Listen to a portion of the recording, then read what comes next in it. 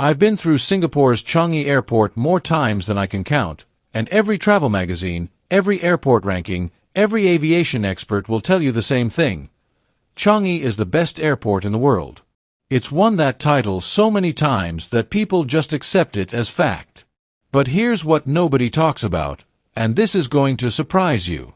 After spending significant time at both Changi and Malaysia's KLIA, I've realized that while Changi gets all the glory and headlines, KLIA is quietly doing something equally impressive without half the recognition. Today I'm going to show you why Malaysians should be incredibly proud of what they have, because the gap between these two airports is nowhere near as wide as the world makes it seem. Let me start by saying Changi Airport is genuinely impressive. Singapore spent decades and billions of dollars creating what is essentially an airport theme park. They have a butterfly garden, a movie theater, a rooftop pool, a 4-story waterfall inside a terminal, and more shopping and dining options than some actual cities. Changi is designed to be a destination in itself, a place where people actually want to have long layovers just to explore. The Jewel Complex alone, with its indoor forest and cascading waterfall, has become such a tourist attraction that Singaporeans go there on weekends just to hang out. It's spectacular, it's Instagram perfect, and it's won virtually every airport award that exists. But here's what I discovered after really paying attention to both airports. All of Changi's bells and whistles, all the gardens and waterfalls and entertainment options, they're amazing if you have a 6-hour layover and want to kill time. But if you're just trying to catch a flight, get through immigration efficiently, collect your bags, and get on with your journey, KLIA actually does that job just as well as Changi, and in some ways even better. Malaysia built an airport that prioritizes the core function of moving people efficiently while still being modern and comfortable, and there's something refreshing about that approach compared to Singapore's "let's build a theme park with runways attached" strategy. Immigration at both airports is efficient, but KLIA has one major advantage that people don't talk about enough. The automated gates at KLIA process passengers incredibly quickly, and because Malaysia has a larger population and more diverse visa policies, they've had to develop systems that can handle complexity at scale. I've been through KLIA immigration during peak hours with flights from China, India, the Middle East, and Europe all arriving simultaneously, and the system handles it smoothly. Singapore's immigration is equally fast, maybe even slightly faster on average, but they're dealing with a smaller overall volume and a more streamlined visa situation. The fact that KLIA can match Changi's efficiency while handling more complex passenger flows says something impressive about Malaysian infrastructure planning. Walking through both terminals reveals interesting design philosophies. Changi goes for wow factor at every turn. Every terminal has some signature attraction designed to make you stop and take photos. The social media generation loves it because there's always something visually stunning to post about. KLIA takes a different approach with elegant, spacious design that focuses on passenger flow and comfort rather than Instagram moments. The main terminal at KLIA has beautiful architecture with its sweeping curves and natural light, but it's not trying to be a tourist attraction. It's trying to be an excellent airport, and there's a dignity in that choice. Malaysia built something functional and beautiful without feeling the need to add a waterfall or butterfly garden to prove how good they are. The distance between gates at both airports is worth discussing because this is where KLIA actually has an advantage that frequent travelers will appreciate. Changi is massive and keeps expanding, which means you can end up with extremely long walks between gates, especially if you're connecting between terminals. I've had connections at Changi where I've had to walk for 15 minutes or more just to reach my next gate, and if you're traveling with heavy carry-on luggage or have mobility issues, those distances become exhausting. KLIA's layout is more compact and efficient. The satellite terminal is connected by an automated train that whisks you there in under 3 minutes, and once you're in any terminal, gates are relatively close together. Malaysia designed for efficiency of movement, and it shows in how quickly you can navigate the airport. Technology integration at both airports is excellent, but they implement it differently. Changi loves flashy tech demonstrations like their robots and automated services that are as much about showing off Singapore's technological prowess as they are about improving passenger experience.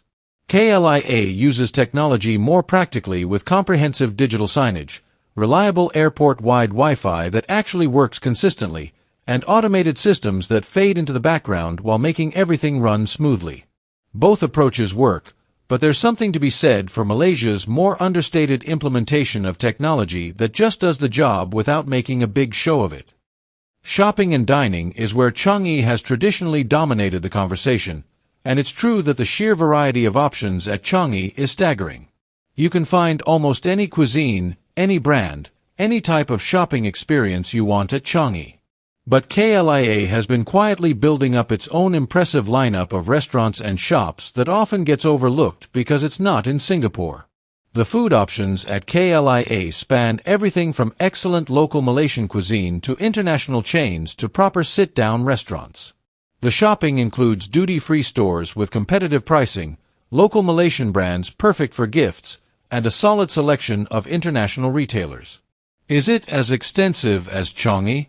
No, but it's far more than adequate for any traveler's needs, and Malaysian prices are often more reasonable than Singapore's notoriously expensive retail environment.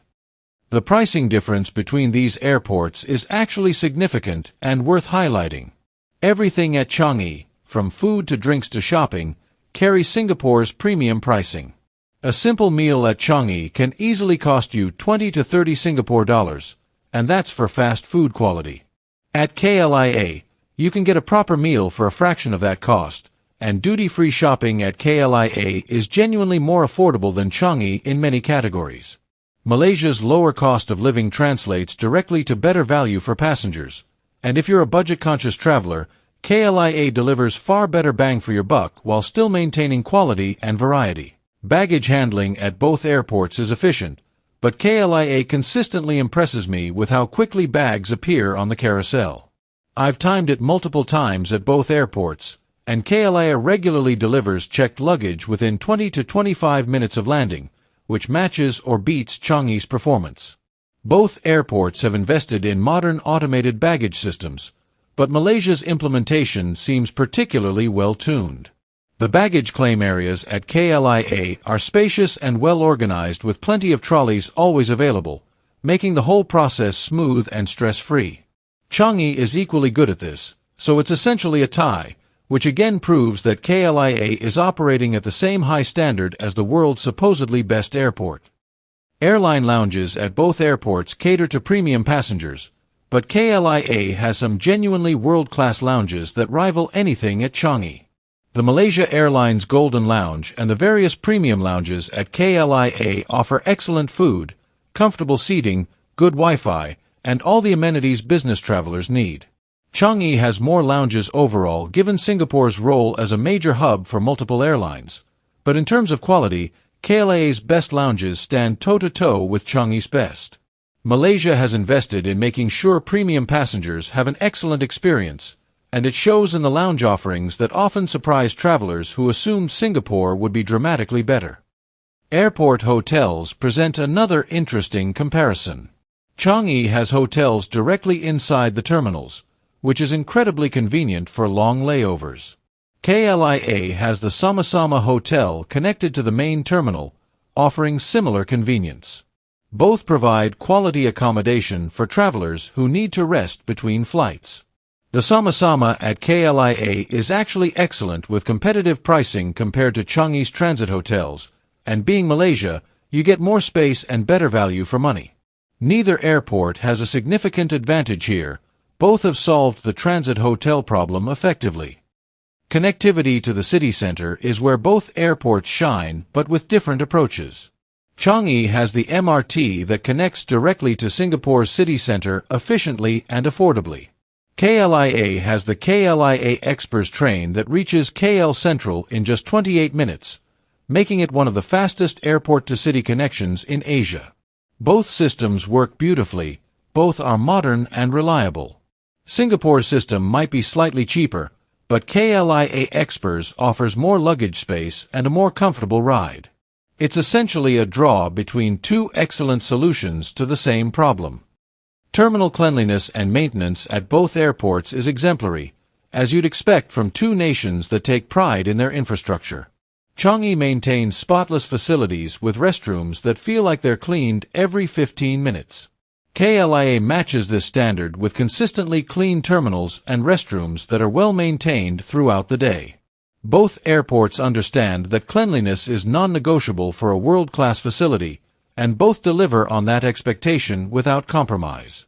Malaysians should be proud that KLIA stands shoulder to shoulder with Changi on this fundamental aspect of airport quality. What really strikes me after experiencing both airports extensively is that Changi has better marketing, not necessarily a better airport. Singapore has brilliantly branded Changi as an experience and a destination, winning awards and generating headlines that cement its reputation globally. Malaysia has been more modest about KLIA, letting the airport speak for itself without as much fanfare or global marketing push. But if you strip away the branding and look at core airport functions like efficiency, cleanliness, technology, comfort, and passenger flow, KLIA performs at essentially the same level as Changi while offering better value for money and arguably more efficient navigation. The final truth that travelers need to understand is that both airports are genuinely world-class, both will give you an excellent experience, and the gap between them is far smaller than global perception suggests. Changi has its waterfall and gardens and theme park atmosphere, which is wonderful if that's what you value. KLIA has elegance, efficiency, and Malaysian hospitality without all the theatrics, which is equally wonderful if you prefer substance over spectacle. Malaysians should walk through KLIA with their heads held high because they have an airport that quietly competes with the world's best while staying true to Malaysian values of practicality, efficiency, and genuine service. That's something worth celebrating.